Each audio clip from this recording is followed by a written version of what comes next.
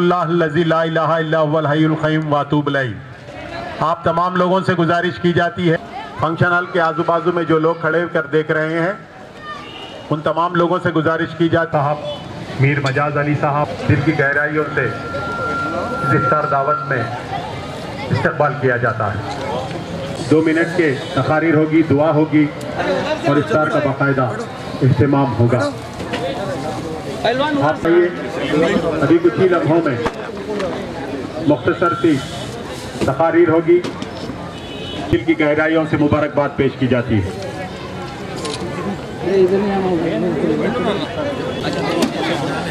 कौन सा टाइम है?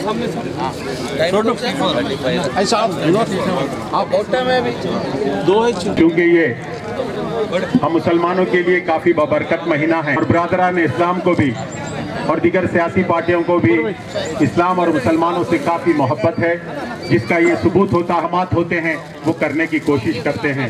इसी ज़मन में आज हमारे प्रशांत रेड्डी साहब, बाजी रेड्डी गोवर्धन साहब, मिस्टर डेवलपमेंट गणेश गुप्ता साहब हमारे इस बीच में आकर ये कौमी एकजहती और इस्लाम और मुसलमानों के ताल्लुक से नर्म रवैया रखने के लिए एक दूसरे के प्रोग्रामों का इस्तेमाल किया जाता है।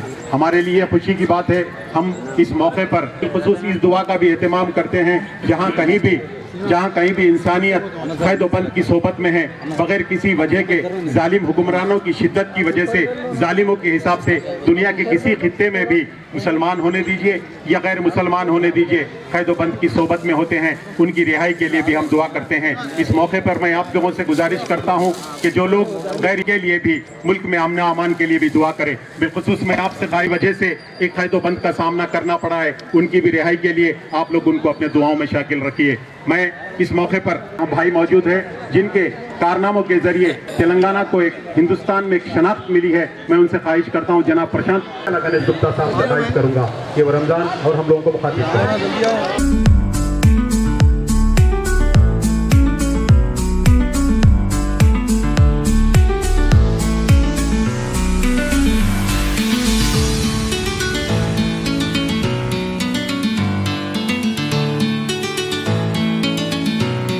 हमारे साहब बाजी रेड्डी साहब जो एमपी के कायद हैं, वो भी कुछ ही देर में यहाँ पे आने वाले हैं और साथ में हमारे अलीम भाई, नवीद भाई, मजाज भाई, फयाज भाई और तमाम भाई लोग यहाँ पे आज इफ्तार पार्टी में शामिल हैं। सबको मुबारकबाद देते हुए, जैसे इससे पहले आप लोग मुझे दुआ दिए थे 2 बार, इस बार भी हमारा ख्याल रखिए और ऊपर वाले से मैं यही उम्मीद करता हूँ कि आने वाले दिनों में सबको तबीयत अच्छा दे और किसी को कोई भी तकलीफ़ ना हो, सबको खुशी रहे। बस यही ऊपर वाले से मैं गुजारिश करता हूँ।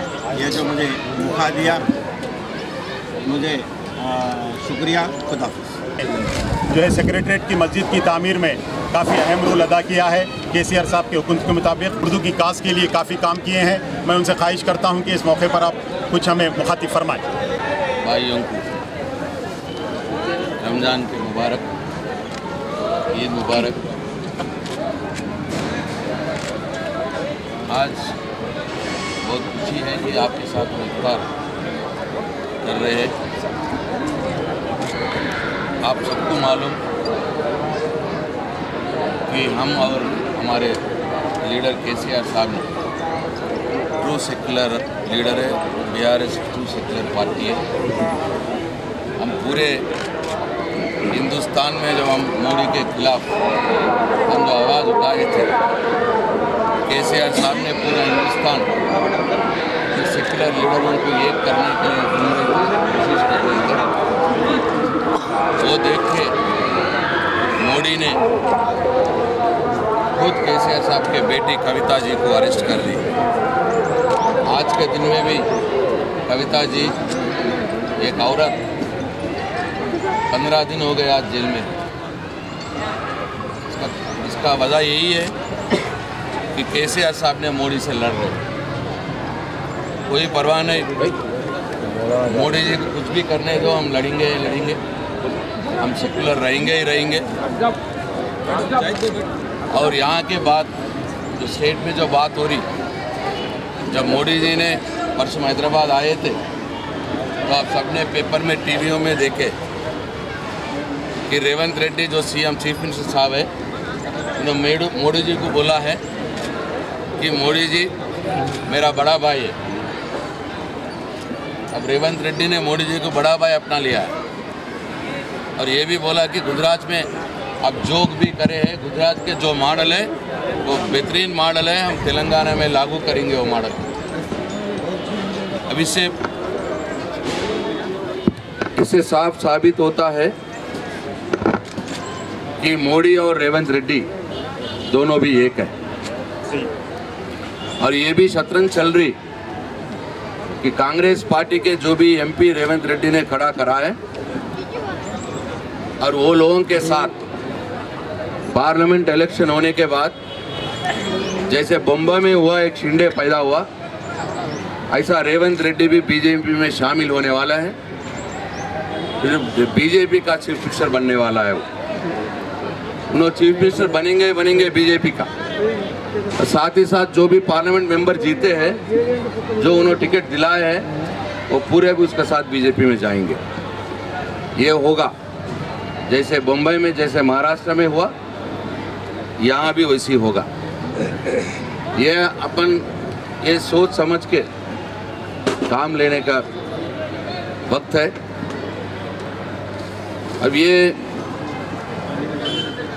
स्टेट में रेवंत रेड्डी का, मोदी जी का वो है, और यहाँ भी निजामाबाद में आप एक बार ध्यान करिए, जब अरविंद और कविता जी दोनों लड़ रहे थे, कांग्रेस पार्टी पूरे के पूरे लेके अरविंद को वोट डलवा के, बीजेपी को वोट डलवा के अरविंद को जिताए। और इसका आप सबूत ये है, इसके उम्मीदवार जगित्याल में जीवन रेड्डी साहब ने कांग्रेस को सिर्फ 12,000 वोट आया। जब अरविंद खड़ा करा था, कांग्रेस को सिर्फ 12,000 वोट, 70-80 हज़ार वोट आने वाले हैं, मगर खाली 12,000 वोट कांग्रेस को आया, बाकी 60,000 वोट अरविंद को डला दिए, खुद जीवन रेड्डी ने डला दिया। और एक सबूत है, और एक सबूत तो ये साफ होता है कि बोधन में जो तगड़ा उम्मीदवार थे बीजेपी को, उनका टिकट नहीं दिलाया उन्होंने अरविंद। जो वीक कैंडिडेट है उसको टिकट दिला के शकील को हराए, और उसके बदले आज सुदर्शन रेड्डी ने कांग्रेस से वीक कैंडिडेट को ठहरा कर रहे कि अरविंद जीतना है। मतलब सुदर्शन रेड्डी जीतने के लिए वह बीजेपी का वीक कैंडिडेट को कराया, यहाँ अरविंद जीतने के लिए सुदर्शन रेड्डी साहब ने कांग्रेस का वीक कैंडिडेट को लगाया। कहा जीवन रेड्डी वहाँ रहता है, किसको देखा है उन्होंने, कोई उनको देखा है, किससे मालूमात है, कुछ मतलब है। ये मैच फिक्सिंग चल रहा है ये निजामाबाद डिस्ट्रिक्ट में, यानी कि पूरा ये साबित होने वाला है कि निजामाबाद डिस्ट्रिक्ट में सुदर्शन रेड्डी साहब अरविंद ने मैच फिक्सिंग कर लिए, और स्टेट में रेवंत रेड्डी साहब, मोदी साहब एक होने वाले हैं। बस आप लोगों से मेरा गुजारिश है, ये तमाम बातों को ध्यान में रखते हुए आप डिसीजन लेना है। आगे इलेक्शंस में आप सपोर्ट करिए। और हमारा कैंडिडेट बाजिरेड्डी गोवर्धन साहब भी आ रहे। बाजिरेड्डी गोवर्धन साहब फाइटर है, किसी को सर झुकता नहीं किसी से, और हमारे साथ खड़े रहेंगे, बराबर हम लड़ेंगे। ये जो पूरा देश को बांटने वाले लोगों से जरूर हम लड़ेंगे, आखिरी सांस तक लड़ेंगे। केसीआर साहब लड़ेंगे, हम लड़ेंगे, अपना कैंडिडेट बाजिरेड्डी गोवर्धन साहब भी लड़ेंगे। जैसे गणेश बिगाला साहब भी ट्रू सेक्युलर लीडर थे, यहाँ के एरिया में बहुत सारे डेवलपमेंट भी कर चुके हैं, डेवलपमेंट बहुत कर चुके हैं गणेश साहब भी। फिर भी क्या हुआ, पिछले इलेक्शन में क्या हुआ आप देख सकते हैं। तो आज पिछले इलेक्शन में भी हो ना बोल के कांग्रेस वाले बीजेपी को जिताए यहाँ निजामाबाद अर्बन में। आज भी पार्लियामेंट इलेक्शन में भी वही होने के लिए चांस है। शतरंज चला रहे वो लोग। तो मैं मेरा भाइयों से मेरा गुजारिश है, सोच समझ के आप डिसीजन लेना है। आप पूरा एक साथ हमें रहिए, हमारे हाथों को मजबूत करिए कि हम आपके साथ ठहरेंगे, लड़ेंगे, आपके लिए लड़ेंगे, आपके साथ ठहरेंगे। बस ये बात बोलते हुए मैं रुखसत लेता हूँ और एक बार आप सब लोगों को मेरा रमज़ान मुबारक, ईद मुबारक।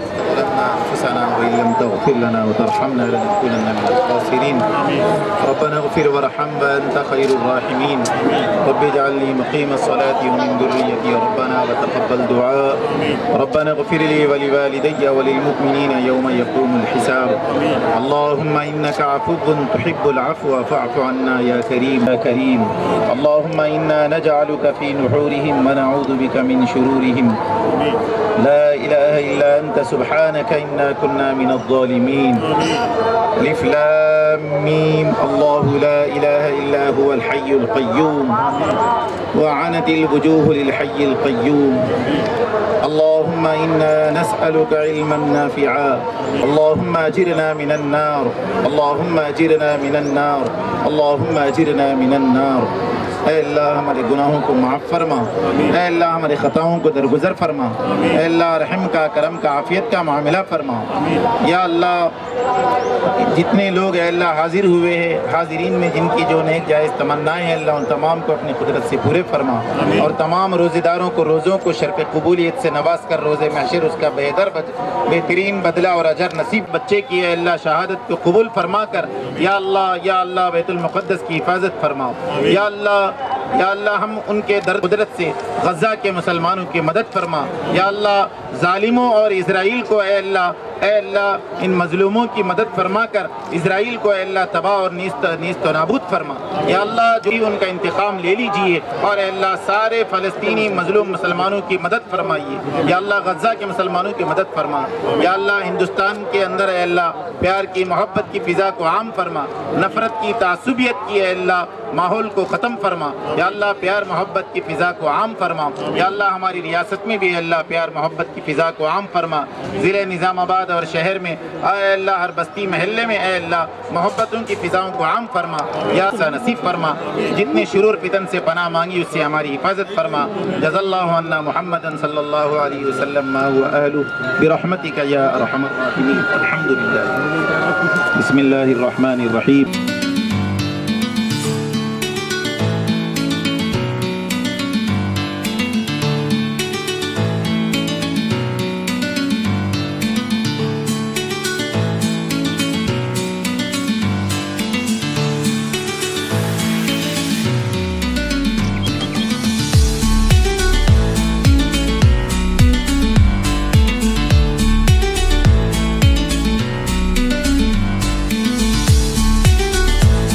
निज़ामाबाद के मुस्लिम भाइयों और बुज़ुर्गों, दोस्तों, नौजवानों, सबको रमज़ान मुबारकबाद देता हूँ। बहुत खुशी की बात है, मैं यहाँ पर हाजिर रहना मेरा खुशकिस्मत है। आप सब लोगों को